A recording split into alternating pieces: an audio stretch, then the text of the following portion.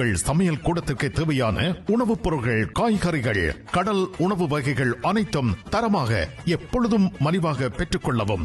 சமையல் பாத்திரங்கள் அனைத்தும் தெரிவு செய்யவும். விடி கேஷ் அண்ட் கேரி, லாஷப்பல்.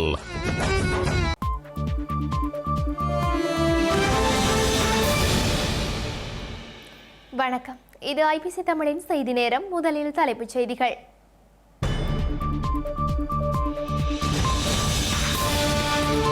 இன பிரச்சினை தீர்வு குறித்து டெல்லியில் அனுரகுமார திசாநாயக்கா மௌனம். தமிழர்களின் அபிலாஷைகள் நிறைவேற்றப்படும் என நரேந்திர மோடி நம்பிக்கை.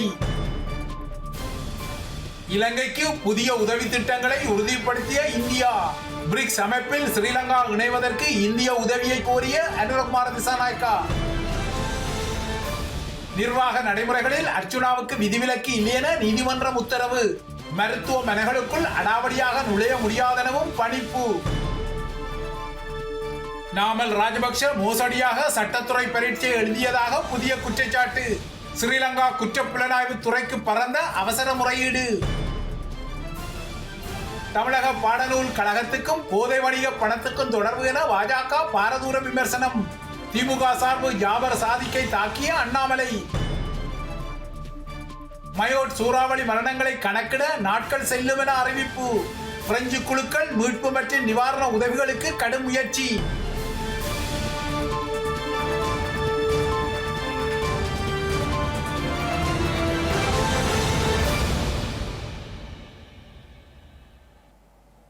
தொடர்பென விரிவான செய்திகள். ஸ்ரீலங்கா அரசு தலைவர் அனுரகுமார திசாநாயக்க தனது இந்திய பயணத்தின் போது இலங்கையின் இனப்பிரச்சினை குறித்தோ அல்லது அதற்குரிய தீர்வு குறித்தோ கருத்துக்களை வெளியிடுவதை தவிர்த்துள்ளமை அவதானிக்கப்பட்டுள்ளது. தனது இந்திய பயணத்தின் முக்கிய கட்டமாக இன்று டெல்லியில் பிரதமர் நரேந்திர மோடியுடன் அவர் நடத்திய சந்திப்புகளின் போதோ அல்லது இந்திய பிரதமரின் பணியகத்தில் நடத்திய ஊடக அறிக்கையிடலின் போதோ இலங்கையின் இனப்பிரச்சினை குறித்து அனுரகுமார எதுவும் குறிப்பிடவில்லை. எனினும் இந்திய பிரதமர் தனது அறிக்கையிடலில் இலங்கை தமிழ் மக்களின் அபிலாஷைகளை நிறைவேற்றப்பட வேண்டுமெனவும் நாட்டின் அரசியலமைப்பை முழுமையாக நடைமுறைப்படுத்தி மாகாண சபை தேர்தலை நடத்துவதற்கான உறுதிமொழியை ஸ்ரீலங்கா அரசாங்கம் நிறைவேற்றும் என தாம் நம்புவதாகவும் குறிப்பிட்டுள்ளார். அரசியலமைப்பின் முழுமையான நடைமுறை என்ற விடயத்தின் ஊடாக 13ஆம் திருத்தத்தின் நடைமுறை குறித்தே நரேந்திர மோடி செய்தி சொன்னதாக கருதப்படுகின்றது. எனினும் அனுரகுமார தனது தரப்பில் இந்த விடயங்கள் குறித்து எதுவும் குறிப்பிடவில்லை என்பதும் அவதானிக்கப்பட்டுள்ளது. ஸ்ரீலங்கா ஜனாதிபதி அனுரகுமார திசாநாயக்க தனது முதலாவது உத்தியோகபூர்வ இந்திய பயணத்தில் பிராந்திய அமைதியை உறுதிப்படுத்தும் அதே வேளையில் பிரதமர் நரேந்திர மோடிக்கு பூரண ஒத்துழைப்பை வழங்குவதாக உறுதியளித்துள்ளார். இந்தியா எப்பொழுதுமே இலங்கைக்கு உதவி செய்து வருவதாகவும் இந்தியாவின் வெளியுறவு கொள்கையில் இலங்கை மிகவும் குறிப்பிடத்தக்க இடத்தை பெற்றுள்ளது என்றும் அனுரகுமார திசாநாயக்க குறிப்பிட்டுள்ளார். இலங்கையை எந்த வகையிலும் இந்தியாவின் நலன்களுக்கு தீங்கி விளைவிக்கும் வகையில் பயன்படுத்த அனுமதிக்க மாட்டோம் என இந்திய பிரதமரிடம் உறுதியளித்துள்ளதாக இந்திய பிரதமர் நரேந்திர மோடியுடன் இணைந்து நடத்திய கூட்டு ஊடக சந்திப்பில் அனுரகுமார திசாநாயக்க கூறியுள்ளார். இந்தியாவுடனான ஒத்துழைப்பு நிச்சயமாக செழிப்படையும் என தெரிவித்துள்ள ஸ்ரீலங்கா ஜனாதிபதி டெல்லிக்கான தமது தொடர் ஆதரவை உறுதி செய்ய விரும்புவதாகவும் குறிப்பிட்டுள்ளார். இரு நாடுகளுக்கும் பிரச்சனையாக மாறியுள்ள கடற்றொழிலாளர்களின் பிரச்சனைகளுக்கு நீடித்த மற்றும் நிலையான தீர்வை காண ஸ்ரீலங்கா விரும்புவதாகவும் அனுரகுமார திசாநாயக்க குறிப்பிட்டுள்ளார். இந்திய கடற்றொழிலாளர்கள் பயன்படுத்தும் இழுவை மடி மீன்பிடியானது அழிவை ஏற்படுத்தும் வகையில் உள்ளதால் அதற்கு முற்றுப்புள்ளி வைக்க வேண்டும் என ஸ்ரீலங்கா ஜனாதிபதி வலியுறுத்தியுள்ளார். நிதி நெருக்கடியின் போது இந்தியாவின் உதவியை நினைவு கூர்ந்த அனுரகுமார திசாநாயக்க கடந்த 2 வருடங்களுக்கு முன்னர் இலங்கை முன்னெப்பொழுதும் இல்லாத பொருளாதார நெருக்கடியை எதிர்கொண்டதாக கூறியுள்ளார். இந்த புதைக்குழியிலிருந்து வெளிவருவதற்கு இந்தியா இலங்கைக்கு பெரும் ஆதரவை வழங்கியதாகவும் அதற்கு பின்னர் குறிப்பாக கடனில்லாத நிலைமையை நோக்கிய செயல்முறைக்கு பெரிதும் உதவியதாக அவர் குறிப்பிட்டுள்ளார். இந்தியாவின் வெளியுறவு கொள்கையில் இலங்கை மிக முக்கியமான இடத்தை பெற்றுள்ளது என்பதை தாம் அறிந்துள்ளதாகவும் ஸ்ரீலங்காவின் இலங்கையின் பிராந்திய ஒருமைப்பாடு மற்றும் இறையாண்மையை எப்போதும் பாதுகாப்பதாக பிரதமர் உறுதியளித்துள்ளதாகவும் ஜனாதிபதி சுட்டிக்காட்டியுள்ளார். சமூக பாதுகாப்பு மற்றும் நீடித்த அபிவிருத்தியை உறுதிப்படுத்துவதற்காகவே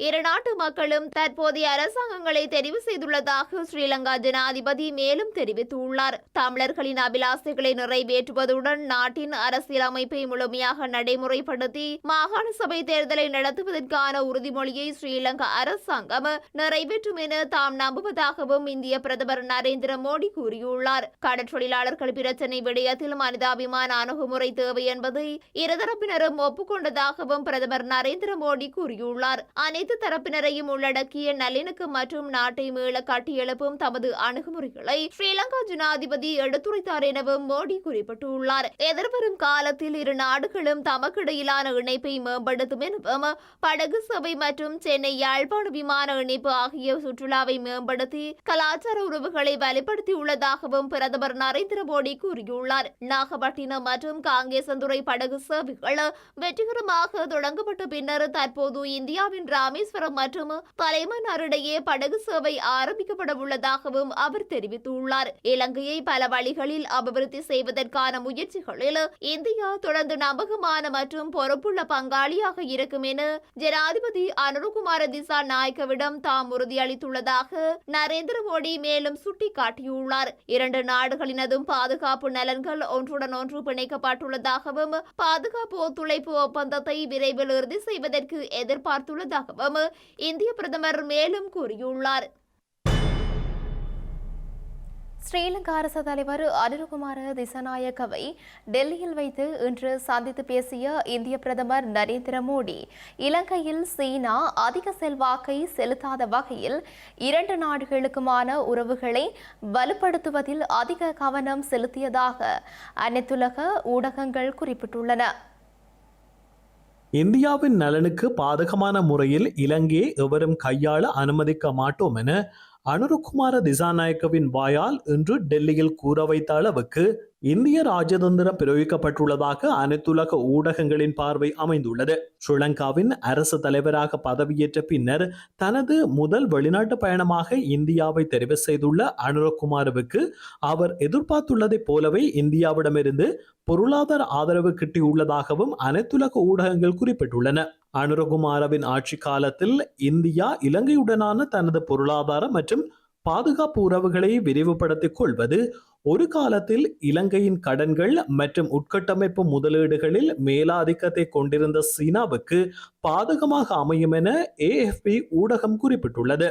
2022 இலங்கையில் ஏற்பட்ட பொருளாதார சரிவு இந்தியாவுக்கு ஒரு வாய்ப்பை வழங்கிய நிலையில் அந்த வாய்ப்பை நழுவவிட தயாராக இல்லாத டெல்லி தற்போதைய அனுரகுமாரவின் ஆட்சி காலத்தில் அதனை மேலும் உறுதிப்படுத்திக் கொள்ளும் வகையில் இலங்கையில் புதிய உதவிகளை இன்று அறிவித்துள்ளதாக இந்த செய்திகளில் மேலும் சுட்டிக்காட்டப்பட்டுள்ளது.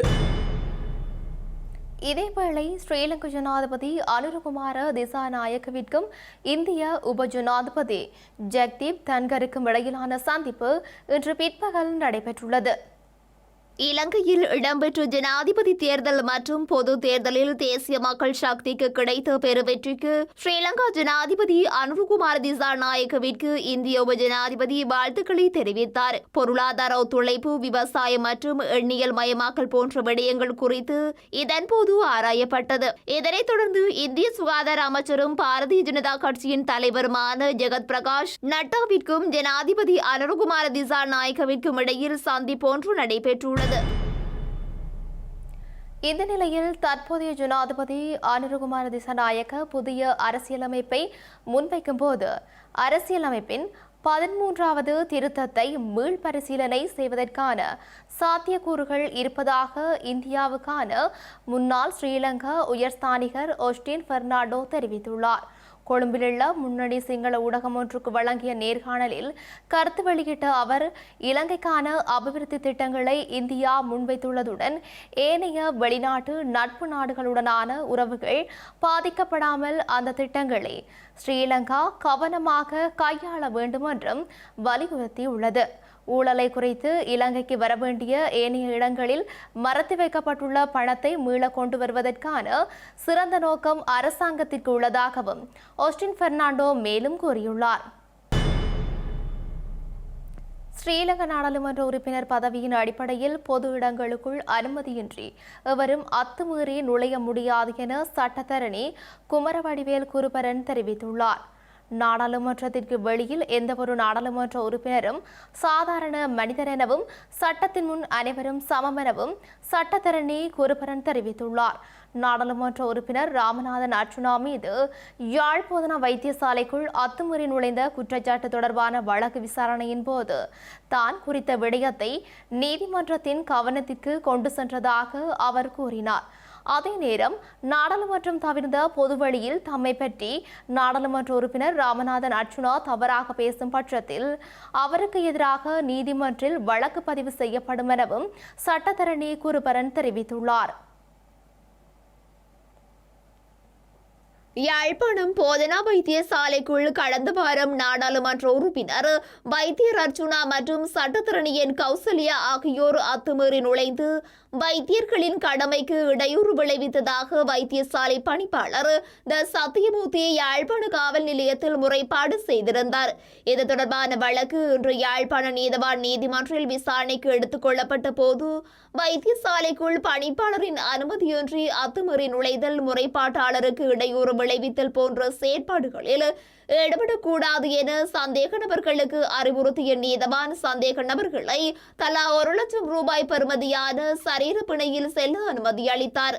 குறித்த வழக்கில் யாழ் போதனா வைத்தியசாலை பணிப்பாளர் சத்தியமூர்த்தி சார்பில் முன்னிலையான சட்டத்தரணி குமாரவடிவேல் குருபரன் ஐபிசி தமிழ் செய்திகளுக்கு இவ்வாறு கருத்து வெளியிட்டார். நிபுணர் சத்தியமூர்த்தி தங்கமுத்து சத்தியமூர்த்தி சார்பில் அவருடைய அறிவுறுத்தல்ல நான் இன்றைக்கு அப்பியர் ஆனான்.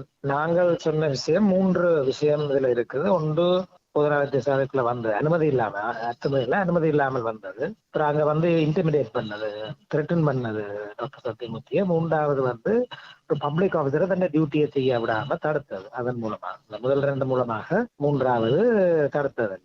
நான் சொன்னா நான் இதுல ரிமாண்ட் பண்ண சொல்லி கேட்கல. நாங்கள் எங்கட சட்டம் சொல்லுது பிணை வழங்குறது வளமை என்றும் பிணை வழங்காமைதான் விதிவிலக்கண்டும். அப்ப நான் சொன்னேன், நான் கேட்டேன், ஆனால் இவருக்கு பெயில் கண்டிஷன்ல இவர் முறைப்பாட்டாளர் டாக்டர் சத்தியமூர்த்தி ஒர்க்ல இன்டர்வியூ பண்ணக்கூடாது. அதே பெயில் கண்டிஷனா போட்டு தான் அவருக்கு பெயில் கொடுத்துருக்கு. இனி அவர் அதை பெயில கண்டிஷனை மீறி சத்தியமூர்த்தி சார் தொடர்பாக ஆஸ்பத்திரியில் ஏதாவது செய்வாருன்னா உடனடியா பெயில் கேன்சல் பண்ணி அவர் அரெஸ்ட் ஆகும். அதான் பாராளுமன்ற சிறப்புரிமை என்று சொல்லி பேசப்பட்டது. நாங்கள் அதை மிக தெளிவாக வழங்கப்படுத்தினாங்க. பாராளுமன்றத்தில் பேசிய ஒரு உரைக்குத்தான் எந்த ஒரு நீதிமன்றமும் அதை பார்க்கிறாங்க. சரிதான். பாராளுமன்றத்துக்கு வெளியில எந்த பாராளுமன்ற உறுப்பினரும் ஒரு சாதாரண பிரஜை போன்றுதான். சட்டத்தின் ஆட்சி முன்னாலே எல்லாரும் சமன். எம்பியோ யாரா இருக்கலாம். சரிதானே. இதை நாங்கள் தெளிவாக நீதிமன்றத்தில் நான் சொன்னதான். சரிதானே. ஆகவே பாராளுமன்ற உறுப்பினர் என்ற ஹோதாவில் பொது நிறுவனங்கள் எதுக்கும் அழைப்பில்லாமல் அடாத்தாக உள்நுழைறதுக்கு இவருக்கு எந்த விதமான அதிகாரமும் இல்லை. இந்த பொய்யை அவங்க திருப்பி தேர்தல் பிரச்சாரத்திலையும் சொன்னேன். யாழ்ப்பாணம் மாவட்டத்தில் தற்போது பரவி வரும் எலிக்காய்ச்சல் என்ற சந்தேகத்தின் பேரில் கடந்த 24 மணித்தியாலத்துக்குள் 13 பேர் வைத்தியசாலையில் அனுமதிக்கப்பட்டுள்ளதுடன் இதுவரை 85 பேர் அனுமதிக்கப்பட்டுள்ளதாக யாழ்ப்பாண பிராந்திய சுகாதார சேவைகள் பணிப்பாளர் வைத்திய கலாநிதி கேதீஸ்வரன் தெரிவித்துள்ளார். எலிக்காய்ச்சல் என்ற சந்தேகத்துடன் வைத்தியசாலையில் அனுமதிக்கப்பட்ட நோயாளிகளின் இரத்த மாதிரி பரிசோதனையில் 7 பேருக்கு எலிக்காய்ச்சல் உறுதிப்படுத்தப்பட்டுள்ளதாகவும் கடந்த 13ஆம் தேதி உயிரிழந்த இளைஞனும் எலிக்காய்ச்சலினால் பாதிக்கப்பட்டமை உறுதிப்படுத்தப்பட்டுள்ளதாகவும் கேதீஸ்வரன் தெரிவித்துள்ளார்.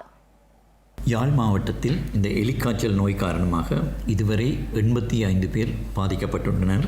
தற்போது பருத்தித்துறை ஆதார வைத்தியசாலையிலே 21 பேரும், யாழ்ப்பாணம் போதனா வைத்தியசாலையிலே 11 பேருமாக மொத்தம் 32 பேர் இன்று இந்த எலிக்காய்ச்சல் நோய்க்கு சிகிச்சை பெற்று வருகின்றார்கள். கடந்த 24 மணி நேரத்திலே பருத்தித்துறை ஆதார வைத்தியசாலைக்கு இந்த எலிக்காய்ச்சல் நோயுடன் 9 புதிய நோயாளர்களும், யாழ்ப்பாணம் போதனா வைத்தியசாலையிலே 4 புதிய நோயாளர்களுமாக கடந்த 24 மணித்தியாலத்திலே 13 புதிய நோயாளர்கள் அனுமதிக்கப்பட்டிருக்கின்றார்கள். நேற்று முன்தினம் இரவு கரவட்டி சுகாதார வைத்திய அதிகாரி பிரிவைச் சேர்ந்த துன்னாலை கிராமத்தைச் சேர்ந்த 23 வயதான இளைஞர் ஒருவர் எலிக்காய்ச்சல் நோயினால் உயிரிழந்திருக்கின்றார். இதனால் யாழ்ப்பாணம் மாவட்டத்திலே இத்தோடு இதுவரை 7 இறப்புகள் இந்த எலிக்காய்ச்சல் நோயினால் ஏற்பட்டுள்ளன. எலிக்காய்ச்சல் நோய் என சந்தேகிக்கப்பட்டு அனுமதிக்கப்பட்டிருந்த நோயாளர்களின் குருதி மாதிரிகளை நாங்கள் கொழும்பு மருத்துவ ஆராய்ச்சி நிறுவனத்திற்கும் கண்டி தேசிய வைத்தியசாலையின் ஆய்வுக்கூடத்துக்கும் அனுப்பியிருந்தோம். இவர்களிலே 7 பேருக்கு எலிக்காய்ச்சல் தொற்று இருப்பது தற்போது உறுதிப்படுத்தப்பட்டுள்ளது. நேற்று முன்தினம் உயிரிழந்த கரவட்டியைச் சேர்ந்த அந்த 23 வயதான இளைஞனுக்கும் இந்த எலிக்காய்ச்சல் தொற்று இருப்பது இதிலே உறுதிப்படுத்தப்பட்டிருக்கின்றது. ஸ்ரீலங்காவின் 23வது சபாநாயகராக ஜகத் விக்ரமரட்ன நாளை செவ்வாய்க்கிழமை நியமிக்கப்படவுள்ளதாக தெரிவிக்கப்படுகின்றது. சபாநாயகர் பதவியிலிருந்து அசோக் ரன்பல விலகியுள்ள நிலையில் அந்த பதவிக்கு ஜகத் விக்ரமரட்னவை நியமிக்க தேசிய மக்கள் சக்தி தீர்மானித்துள்ளதாக கூறப்படுகின்றது. தேசிய மக்கள் சக்தியின் நாடாளுமன்ற உறுப்பினர்களின் கல்வி தகமைகள் தொடர்பாக சர்ச்சைகள் உருவாகியுள்ள பின்னணியில் சபாநாயகர் பதவியிலிருந்து அசோக் ரன்பல விலகியிருந்தார். இந்த நிலையில் நாளை செவ்வாய்க்கிழமை அடுத்த நாடாளுமன்ற அமர்வு நடைபெறவுள்ள நிலையில் புதிய சபாநாயகரை தெரிவு செய்ய வேண்டிய கட்டாயம் ஏற்பட்டுள்ளது. அந்த வகையில் புதிய சபாநாயகர் பதவிக்கு இன்று ஜகத் விக்ரமரத்னவின் பெயர் கட்சியால் ஏற்றுக்கொள்ளப்பட்டுள்ளதாக கூறப்படுகின்றது. நாளை சபாநாயகர் பதவி வெற்றிடத்தை அறிவிக்கும் போது நாடாளுமன்ற கூட்டத்தொடரின் ஆரம்பத்தில் அவரின் பெயர் முன்மொழியப்படும் எனவும் தேசிய மக்கள் சக்தி தரப்பு தகவல்கள் தெரிவிக்கின்றன. எதிர்க்கட்சி சார்பாகவும் சபாநாயகராக ஒருவர் நிறுத்துவதற்கான நகர்வுகளை ஐக்கிய மக்கள் சக்தி முன்னெடுத்து வரும் நிலையில் இந்த தகவல் வெளியாகியுள்ளது. எதிர்க்கட்சி தரப்பிலும் ஒருவர் நிறுத்தப்படும் பட்சத்தில் ரகசிய வாக்கெடுப்பு மூலம் புதிய சபாநாயகர் தெரிவு செய்யப்படுவார் என சுட்டிக்காட்டப்பட்டுள்ளது. கொழும்பு பல்கலைக்கழகத்தில் மருத்துவ பட்டம் பெற்ற ஜகத் விக்ரமரத்ன கடந்த பொதுத் தேர்தலில் தேசிய மக்கள் சக்தி சார்பாக பொலனறுவ மாவட்டத்தில் போட்டியிட்டு நாடாளுமன்றத்திற்கு தெரிவாகியிருந்தார். அத்துடன் தேசிய மக்கள் சக்தியின் விருப்பு பட்டியலில் 2ஆம் இடத்தை பெற்ற ஜகத் விக்ரமரத்ன 51,391 வாக்குகளை பெற்றிருந்தார். முன்னதாக சபாநாயகர் பதவிக்கு பிரதி சபாநாயகர் ரிஸ்வி சாலி, நிகால் கலபதி மற்றும் லக்ஷ்மண் நிபுணராட்சி ஆகியோரின் பெயர்கள் முன்மொழியப்பட்டிருந்தமை குறிப்பிடத்தக்கது. ஸ்ரீலங்காவின் நாடாளுமன்ற உறுப்பினரான நாமல் ராஜபக்ச சட்டத்தில் பட்டம் பெற்ற விதம் தொடர்பில் விசாரணை நடத்துமாறு கோரி குற்றப்புலனாய்வு திணைக்களத்தில் முறைப்பாடு செய்யப்பட்டுள்ளது. லஞ்சம், ஊழல் மற்றும் வீண்விரயத்திற்கு எதிரான குடிமக்கள் அதிகார அமைப்பின் தலைவர் ஜமுனி கமந்த துஷாரவினால் இந்த முறைப்பாடு செய்யப்பட்டுள்ளது. ஸ்ரீலங்கா நாடாளுமன்ற உறுப்பினர் நாமல் ராஜபக்ச கடந்த 11 ஆண்டுகளுக்கு முன்னர் மோசடியான முறையில் பரீட்சைக்கு தோற்றி சட்டம் பட்டம் பெற்றுள்ளதாக ஜமுனி கமந்த துஷாரா குற்றம் சாட்டியுள்ளார். நாமல் ராஜபக்ச குளிரூட்டப்பட்ட அறையில் சட்டத்தரணி இருவரின் உதவியுடன் பரீட்சைக்கு தோற்றியமைக்கு சாட்சியுடன் ஒருவர் இருப்பதாகவும் அவர் கூறியுள்ளார். வெளிநாட்டில் உள்ள அந்த நபர் இது தொடர்பாக முறைப்பாடு செய்வதற்கு சென்றபோது அதனை பரீட்சை நிலையத்திற்கு பொறுப்பான அதிகாரி நிராகரித்ததாகவும் ஜமுனி கமந்த துஷார குறிப்பிட்டுள்ளார். சட்ட கல்லூரியின் அதிபருக்கும் பதிவாளருக்கும் முறைப்பாடு செய்வதற்கு முயன்ற போதிலும் அதுவும் பயனளிக்கவில்லை என அவர் சுட்டிக்காட்டியுள்ளார். அப்போதைய நீதி அமைச்சின் செயலாளர் சுகத கம்லத்தும் இந்த முறைப்பாட்டை நிராகரித்ததாகவும் பின்னர் வாழைத்தோட்டம் காவல்துறையில் முறைப்பாடு செய்வதற்கு சென்ற போதிலும் அதுவும் ஏற்றுக்கொள்ளப்பட இல்லை எனவும் ஜமுனி கமந்த துஷார கூறியுள்ளார். இந்த முறைப்பாடு செய்வதற்கு முயன்ற நபருக்கு காவல்துறையினரால் உயிர் அச்சுறுத்தல் விடுக்கப்பட்டதாகவும் லஞ்சம், ஊழல் மற்றும் வீண்விரயத்திற்கு எதிரான குடிமக்கள் அதிகார அமைப்பின் தலைவர் குறிப்பிட்டுள்ளார். இதனையடுத்து பாதுகாப்பு கருதி நாட்டை விட்டு வெளியேறியுள்ள குறித்த முன்னாள் சட்டக்கல்லூரி மாணவரின் முறைப்பாடு தொடர்பாக விசாரணை செய்து நாமல் ராஜபக்ச பெற்றுக்கொண்ட சட்ட பட்டமானது சட்டவிரோதமானது என்றால் அதனை உடனடியாக மீளெடுக்க வேண்டும் என அவர் வலியுறுத்தியுள்ளார். இந்த மோசடியுடன் தொடர்புடைய அனைத்து அதிகாரிகளுக்கு எதிராகவும் சட்ட நடவடிக்கை எடுக்க வேண்டும் என குற்றப்புலனாய்வு திணைக்களத்தில் முறைப்பாடு செய்துள்ளதாகவும் ஜமுனி கமந்த துஷார கூறியுள்ளார். புதிய மற்றும் வெளிப்படையான அதிகாரிகளை நியமித்து கடந்த அரசாங்கம் செய்த விடயங்கள் குறித்து விசாரணை செய்ய வேண்டும் எனவும் அவர் வலியுறுத்தியுள்ளார். ஸ்ரீலங்காவின் சுதந்திர கட்சியின் தலைவர் பதவிக்கு எதிர்காலத்தில் எந்தவொரு உரிமையும் கோரப்போவதில்லை என முன்னாள் ஜனாதிபதி மைத்ரிபால சிறிசேன தனது சட்டத்தரணி ஊடாக இன்று மேன்முறையீட்டு நீதிமன்றில் அறிவித்துள்ளார். கொழும்பு மாவட்ட நீதிமன்றம் பிறப்பித்த உத்தரவை அவமதித்ததாக கூறி தனது கட்சிக்காரருக்கு எதிராக தாக்கல் செய்யப்பட்டுள்ள நீதிமன்ற அவமதிப்பு மனுவுக்கு தீர்வு காணக்கூடிய சாத்தியம் காணப்படுவதாக முன்னாள் ஜனாதிபதி சார்பில் முன்னிலையான ஜனாதிபதி சட்டத்தரணி மைத்ரி குணரட்ன நீதிமன்றத்திற்கு அறிவித்தார். கொழும்பு மாவட்ட நீதிமன்றத்தினால் கடந்த ஏப்ரல் மாதம் 24ஆம் தேதி வழங்கப்பட்ட இடைக்கால தடை உத்தரவை மீறியதாக கூறி நீதிமன்றத்தை அவமதித்த குற்றத்திற்காக மைத்திரிபால ஸ்ரீசேனவை தண்டிக்க உத்தரவிடுமாறு கோரி ஸ்ரீலங்கா சுதந்திர கட்சியின் செயற்பாட்டாளர் மொண்டேக் சரத்சந்திர என்பவர் மனு ஒன்றை தாக்கல் செய்திருந்தார். இந்த நீதிமன்ற அவமதிப்பு மனு மேன்முறையீட்டு நீதிமன்ற நீதியரசர் நிசங்கபந்துல கருணாரத்ன மற்றும் நீதியரசர் சகி மகேந்திர ஆகியோர் முன்னிலையில் விசாரணைக்கு எடுத்துக் கொள்ளப்பட்ட போது ஜனாதிபதி சட்டத்தரணி மைத்திரி குணரத்ன இந்த விடயத்தை தீர்க்க முடியும் என மீண்டும் வலியுறுத்தியுள்ளார். எதிர்காலத்தில் ஸ்ரீலங்கா சுதந்திர கட்சியின் தலைவர் பதவிக்கு தனது கட்சிக்காரர் உரிமை கோருவதை தவிர்ப்பார் என அவர் நீதிமன்றத்திற்கு அறிவித்துள்ளார். மனுதாரர் சார்பில் முன்னிலையான சட்டத்தரணி சாந்த ஜெயவர்தன இந்த தீர்வை அங்கீகரித்ததுடன் நீதிமன்ற அவமதிப்பு மனுவை மீளப்பெறுவதற்கு நீதிமன்றம் அனுமதி வழங்கியது. முன்னாள் ஜனாதிபதி மைத்திரிபால ஸ்ரீசேன ஸ்ரீலங்கா சுதந்திர கட்சியின் தலைவராக செயற்படுவதை தடுத்து கடந்த ஏப்ரல் மாதம் 24ஆம் தேதி கொழும்பு மாவட்ட நீதிமன்றம் இடைக்கால தடை உத்தரவு பிறப்பித்திருந்தது. கொழும்பு மாவட்ட நீதிமன்றத்தின் இடைக்கால தடை உத்தரவு இருந்த போதிலும் பிரதிவாதியான மைத்திரிபால ஸ்ரீசேன கடந்த மே மாதம் 12ஆம் தேதி வரை ஸ்ரீலங்கா சுதந்திர கட்சியின் தலைவராக செயற்படுவதாக கூறிக்கொண்டதாக மனுதாரர் தனது மனுவில் சுட்டிக்காட்டியுள்ளார். கடந்த மே மாதம் 12ஆம் தேதி மைத்திரிபால ஸ்ரீசேன ஸ்ரீலங்கா சுதந்திர கட்சியின் தலைவர் பதவியிலிருந்து விலகுவதாக குறிப்பிட்டு கட்சியின் பிரதி செயலாளர் சரத் ஏக்கநாயக்கவிற்கு கடிதம் ஒன்றை அனுப்பியதாக மனுதாரர் கூறியுள்ளார். இந்த கடிதத்தின்படி கடந்த மே மாதம் 12ஆம் தேதி பதவி விலகும் வரை ஸ்ரீலங்கா சுதந்திர கட்சியின் தலைவர் பதவியின் பொறுப்புகளை தாம் நிறைவேற்றியதாக ஸ்ரீசேன கூறியதாக மனுதாரர் குறிப்பிட்டுள்ளார். மேலும் பிரதிவாதி மாவட்ட நீதிமன்றத்தின் அதிகாரத்தை நீதி நிர்வாகத்தையும் அவமரியாதை அல்லது அலட்சியத்திற்கு உள்ளாகியுள்ளதாக மனுதாரர் தனது மனுவில் சுட்டிக்காட்டியுள்ளார். மன்னார் நகர சபையால் பராமரிக்கப்படும் வீதியில் தினசரி வணிக நடவடிக்கையில் ஈடுபடுபவர்களை அங்கிருந்து அகற்றும் நடவடிக்கையின் போது தன்னை தேசிய மக்கள் சக்தி மன்னார் மாவட்ட அமைப்பாளர் என அடையாளப்படுத்தி நபரொருவர் அடாவடியில் ஈடுபட்டுள்ளார்.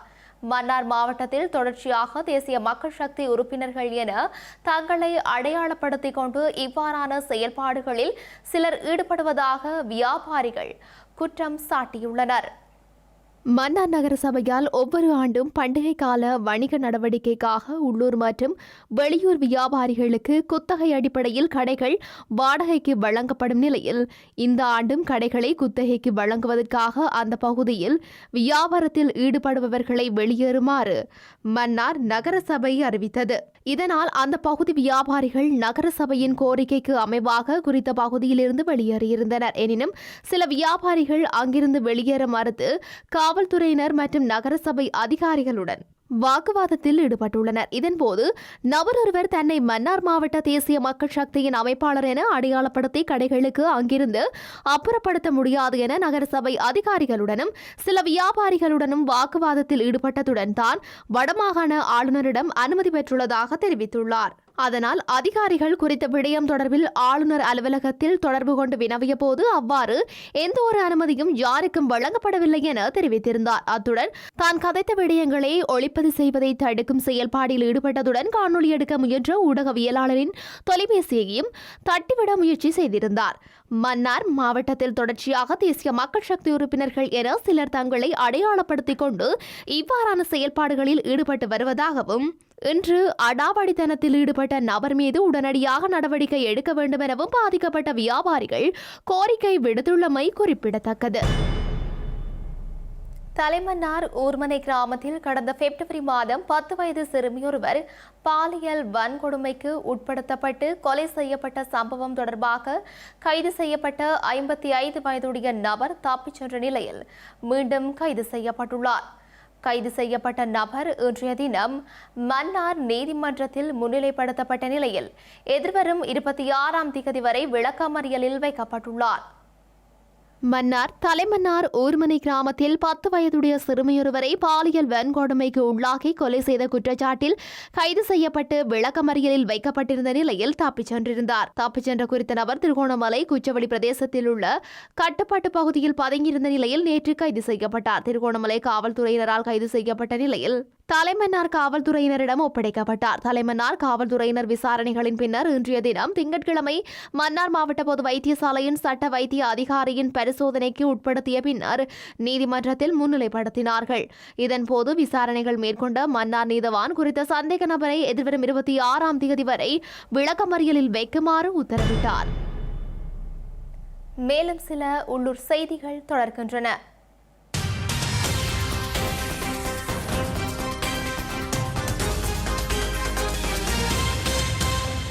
யாழ்ப்பாணம் பண்டத்தரிப்பு புனித பற்றிமா கோயில் பகுதியில் தந்தையும் மகனும் வீதியோரத்தில் இருந்தபோது பேருந்து மோதியதில் தந்தை உயிரிழந்துள்ளதுடன் மகன் காயமடைந்துள்ளார். காயமடைந்த இருவரும் தெல்லிப்பள்ளி வைத்தியசாலையில் அனுமதிக்கப்பட்ட நிலையில் தந்தை உயிரிழந்துள்ளார். பேருந்து சாரதி தப்பியோடியுள்ள நிலையில் இளவாலை காவல்துறையினர் விசாரணைகளை மேற்கொண்டு வருகின்றனர். வவுனியா புகையிரத நிலையம் முன்பாக நின்ற பழமையான மரம் காற்றின் காரணமாக முறிந்து விழுந்ததில் அருகில் இருந்த அரசு விடுதியின் கூரை பகுதி சேதமடைந்துள்ளதுடன் வர்த்தக நிலையம் ஒன்றின் கூரை மற்றும் சுவர் பகுதி என்பன உடைந்து சேதமடைந்துள்ளது. அத்துடன் குறித்த மரம் முறிந்து வீழ்ந்ததில் சில மணி நேரம் மின்இணைப்பு துண்டிக்கப்பட்டுள்ளது. வவுனியா பூவரசம்குளம் பகுதியில் முச்சக்கர வண்டிகளின் சாரதிகளுக்கு மயக்க மருந்து கொடுத்து திருடப்பட்டு விற்பனை செய்யப்பட்ட 2 முச்சக்கர வண்டிகள் மீட்கப்பட்டுள்ளன.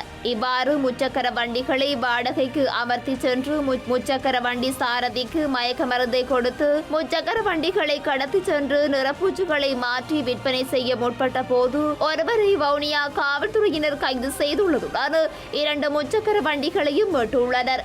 வாடகைக்கு அமர்த்தி வருவோர் தரும் குடிபானங்களை அருந்தாது விழிப்புடன் இருக்குமாறு வவுனியா மாவட்ட குற்றத்தடுப்பு பிரிவு காவல்துறையினர் தெரிவித்துள்ளனர். வெள்ளத்தினால் பாதிக்கப்பட்ட மட்டக்களப்பு ஏறாவூர் பற்று பிரதேச செயலாளர் பிரிவுக்குட்பட்டு குமாரவேலியர் கிராமத்தில் வசிக்கின்ற 100 குடும்பங்களுக்கான உதவிகள் இன்று வழங்கி வைக்கப்பட்டுள்ளன.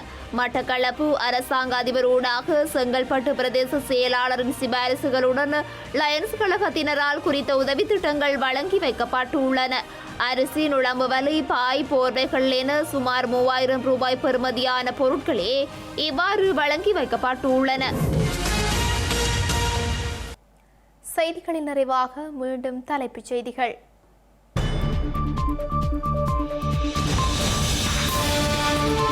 இன பிரச்சினை தீர்வு குறித்து டெல்லியில் அனுரகுமார திசாநாயக்கா மௌனம். தமிழர்களின் அபிலாஷைகள் நிறைவேற்றப்படும் என நரேந்திர மோடி நம்பிக்கை. இலங்கைக்கு புதிய உதவி திட்டங்களை உறுதிப்படுத்திய இந்தியா. பிரிக்ஸ் அமைப்பில் ஸ்ரீலங்கா இணைவதற்கு இந்திய உதவியை கோரிய அனுரகுமார திசாநாயக்கா. நிர்வாக நடைமுறைகளில் அர்ச்சுனாவுக்கு விதிவிலக்கு இல்லையென நீதிமன்றம் உத்தரவு. மருத்துவமனைகளுக்குள் அடாவடியாக நுழைய முடியாதெனவும் பணிப்பு. நாமல் ராஜபக்ஷ மோசடியாக சட்டத்துறை பரீட்சை எழுதியதாக புதிய குற்றச்சாட்டு. ஸ்ரீலங்கா குற்றப்புலனாய்வு துறைக்கு பறந்த அவசர முறையீடு. தமிழக பாடநூல் கழகத்துக்கும் போதை வணிக பணத்துக்கும் தொடர்பு என பாஜக பாரதூர விமர்சனம். திமுக சார்பு ஜாபர் சாதிக்கை தாக்கிய அண்ணாமலை. மயோட் சூறாவளி மரணங்களை கணக்கிட நாட்கள் செல்லும் என அறிவிப்பு. பிரெஞ்சு குழுக்கள் மீட்பு மற்றும் நிவாரண உதவிகளுக்கு கடும் முயற்சி.